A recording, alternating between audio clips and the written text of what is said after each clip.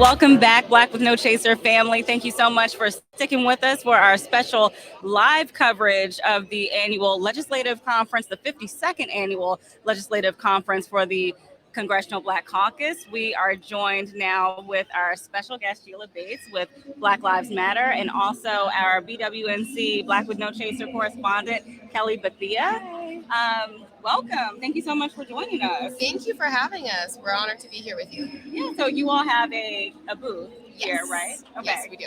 And I'll actually toss it over to Kelly, because I know that you all met and had a conversation. Well, yeah. So I was walking yesterday, the first day of the conference, and I came across your booth, and it said Black Lives Matter Grassroots. Now, I've heard of the hashtag Black Lives Matter. You hear about the organization Black Lives Matter, but I hadn't heard about Black Lives Matter Grassroots. And we had a little conversation about it, and it piqued my interest, which is why I wanted you on the show. So just explain to us exactly what BLM Grassroots is. Is it any different from what we've been seeing out there? How do you just carry yourselves about in this world? No, that's What's a great the story. That's a great question. And again, thank you so much for coming by the booth and wanting to talk to us and have us on the show. So Black Lives Matter Grassroots is Black Lives Matter. We are the original formation of Black Lives Matter.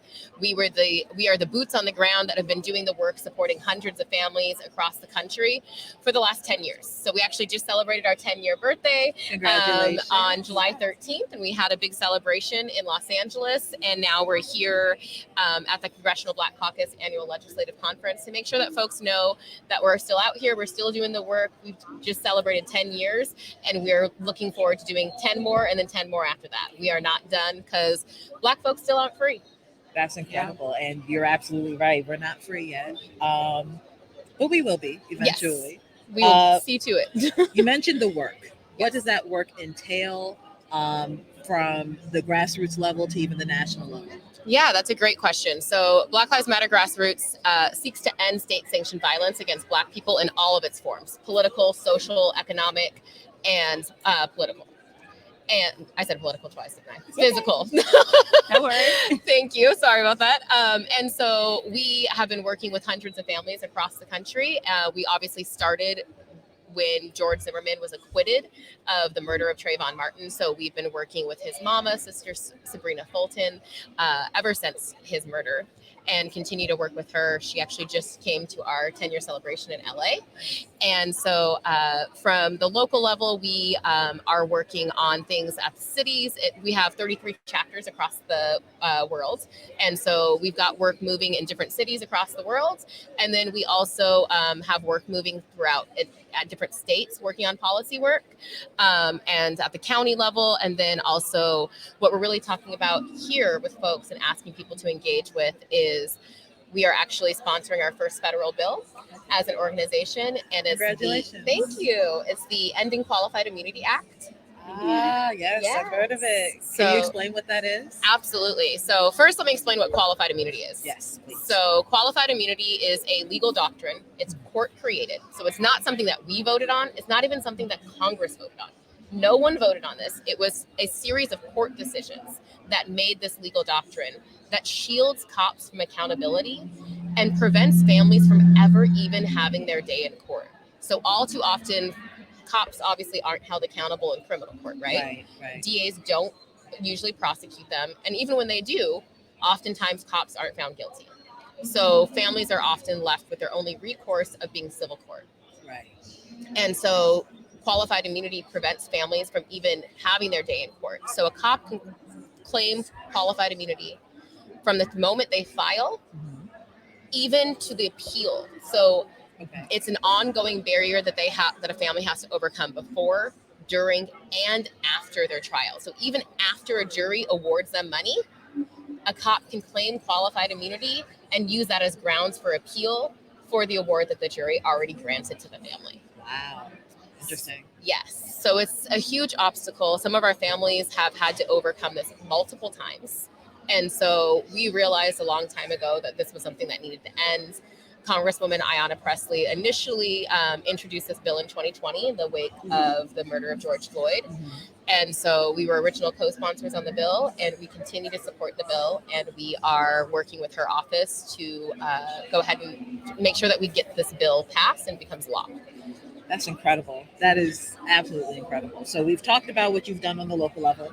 We've talked about this federal, so that's the national level. Now you talked about how you're doing work globally and how you have 33 chapters across the globe. Can you talk about some of the chapters outside of the US and the work that they're doing in relation to what's going on over here? Absolutely. So we take a Pan-Africanist approach to our work, right? So when we say Black Lives Matter, we mean all Black Lives Matter, right? And so we have a chapter in the UK, and they are working directly with some of the families there who their loved ones were stolen by police violence. And we're also working on things like global reparations, recognizing that Black people across the world deserve reparations due to colonialism and imperialism and the harms that they continue to perpetrate against us. Awesome. Candace? Yeah, we actually had Representative Al Green on here earlier this morning talking about his push for developing a Department of Reconciliation to tackle reparations as well. So it's just kind of like wondering, have you all been in touch with him as well? Like, are you all like working with? I know you mentioned Ayanna Pressley as well. So just wondering, like, which other lawmakers you guys might be working with to try to get this done. Absolutely. So we have relationships with a few offices. We are not currently in as tight of a relationship with his office right now, but that's part of the reason why we're here, right? Is to build those relationships, because we know that in order to be able to pass legislation, that we have to have relationships with some of these offices, especially those who actually throw down for our folks, right? And so that is our primary demographic at that point is the Congressional Black Caucus. Right. So it really narrows the field. Not to say that there aren't legislators in other areas that aren't doing some work, but that is our primary folks that we're trying to look at, because we know that oftentimes that's where our support comes from, and where they're more likely to push legislation that we can get behind. So we are in relationship with other offices, but not quite his office at this time. But we are actually working on reparations in a few different arenas. So we were in support and have been supportive of the California Reparations Task Force, and then also have been in communications and doing some work around HR 40 as well. Gotcha. So, and I guess like to that end, you know, a lot of reparations can mean a lot of different things to different people. So from you all standpoint, what does that look like? So, I mean, reparations is a lot of things, right? There's a lot of harm that needs to be repaired for. So, from a personal standpoint, I'm going to say, run me my check. Okay. All right.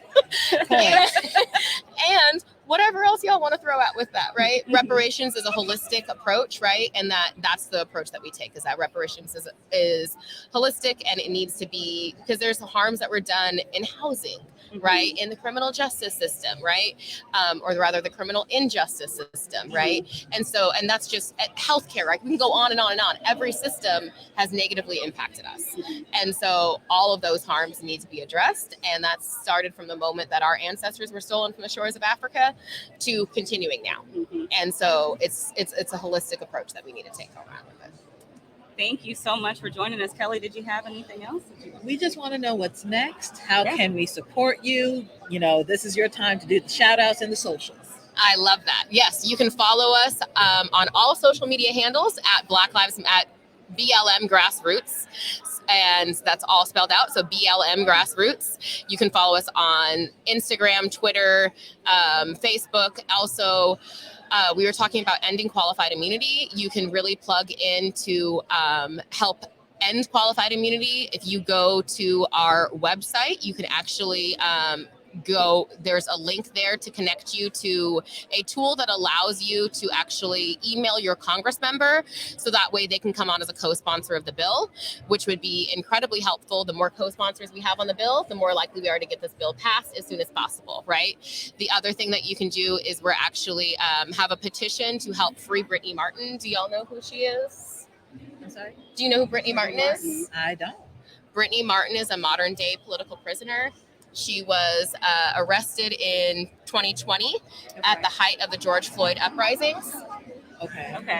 She was pregnant when she was arrested and was forced to give birth in jail. She lost 14 pounds before she gave birth just before she gave birth, which is incredibly dangerous for her and the baby. Luckily, the baby was born healthy, and the baby was actually, she named her Blessing. And it was her 6th child, and unfortunately they ripped the baby out of her arms and most immediately. Luckily, her sister was able to take custody of the baby, but they had her in solitary confinement almost the whole time. She served almost a little over a year now, was sentenced to 4 years, so she's got about 3 years left. Her baby will be almost 5 by the time she gets out, and we think that's absolutely unacceptable. It was based on protest charges that she was arrested, and so we are fighting to get her out. They held her down and cut off her locks. Oh. And they also transferred her from South Carolina to Illinois and didn't tell her family. Her attorney didn't know where she was. Her husband didn't know where she was. No one could find her for several weeks, so they were really worried about her and thought something might have happened to her. Luckily, we found her in Illinois, and luckily her husband was able to go out to Illinois with all of the kids, so that way the kids can actually see their mom. But she needs to be home with her babies, and raising them. And it's absolutely unacceptable that she was charged for she was sentenced to 4 years for something for speaking up and for fighting for Black liberation. Right. And for fighting for all of us. So she fought for all of us, and that got her in jail. So now we need to fight for her to get her out of jail. For using her power of free speech. Exactly. Right. Exactly. Thank you so much go for to tinyurl.com/free Brittany Martin. Yes, thank you for amplifying her story, because I didn't know, about her story. So I don't know how many other folks may not have known. So thank you for amplifying that here. And also, if folks want to get involved, how can they do that? Absolutely. So we have 33 chapters across the globe.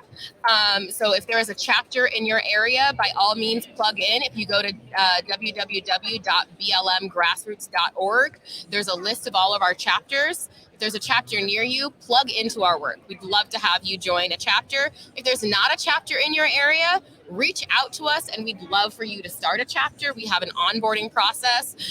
We just finished and got a few more chapters on as a part of our organization, and we're happy to have them. Shout out to BLM Mississippi, to BLM Atlanta.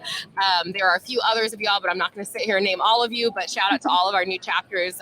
We're happy to have you, and just really grateful that y'all gave us this opportunity to speak with you.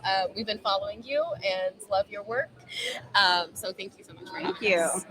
Sheila Bates, thank you so much again for joining us. We really appreciate you coming on and spending some time with us to have this conversation.